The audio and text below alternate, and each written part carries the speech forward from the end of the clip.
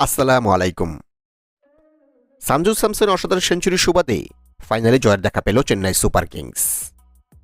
এদিন দিল্লিকে হারিয়ে এবারের আইপিএলে প্রথম জয়ের মুখ দেখল চেন্নাই। অন্যদিকে টানা দুটি ম্যাচ হেরে আইপিএলের পয়েন্ট টেবিলে অনেকটাই পিছিয়ে পড়ল দিল্লি ক্যাপিটালস। তো চলুন আর কথা না বাড়িয়ে দেখে নেই আইপিএলের পয়েন্ট টেবিলের সর্বশেষ আপডেট। আইপিএলের পয়েন্ট টেবিলে 10 নম্বরে বর্তমানে কলকাতা। তার ম্যাচ খেলেছে 4টি, যেখানে জয় পায়নি কোনো, ড্র 1 ম্যাচে, হার 3 ম্যাচে। নেট রান রেট -1.315, তাদের পয়েন্ট বর্তমানে 1। পয়েন্ট টেবিল 9 নম্বরে বর্তমানে চেন্নাই। তারা ম্যাচ খেলে 4টি, যেখানে জয় 1 ম্যাচে, হার 3 ম্যাচে। তাদের নেট রান রেট -1.657, তাদের পয়েন্ট 2।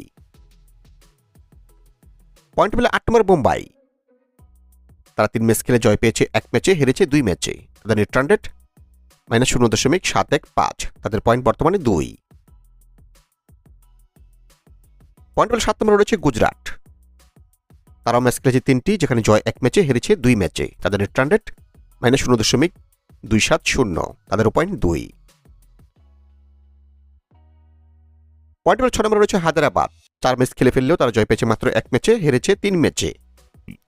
তাদের নেট রান রেট -0.024, তাদের পয়েন্ট বর্তমানে 2।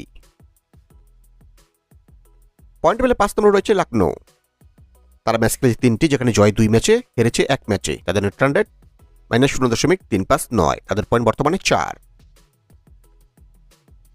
পয়েন্ট টেবিল 4 নম্বরে রয়েছে বর্তমানে দিল্লি। তারা ম্যাচ খেলে ফেলেছে 4টি, যেখানে জয় 2 ম্যাচে, হেরেছে 2 ম্যাচে। তাদের নেট রান রেট +0.109, তাদের পয়েন্ট বর্তমানে 4। পয়েন্ট টেবিল 3 নম্বরে রয়েছে বর্তমানে বেঙ্গালুরু। তারা ম্যাচ খেলেছে 3টি, যেখানে জয় পেয়েছে 2 ম্যাচে, হেরেছে 1 ম্যাচে। তাদের নেট রান রেট +1.231, তাদের পয়েন্ট বর্তমানে 4। পয়েন্ট টেবিল 2 নম্বরে রয়েছে বর্তমানে পাঞ্জাব। তারা ম্যাচ খেলে ফেলেছে 4টি, যেখানে জয় 3 ম্যাচে, ড্র 1 ম্যাচে।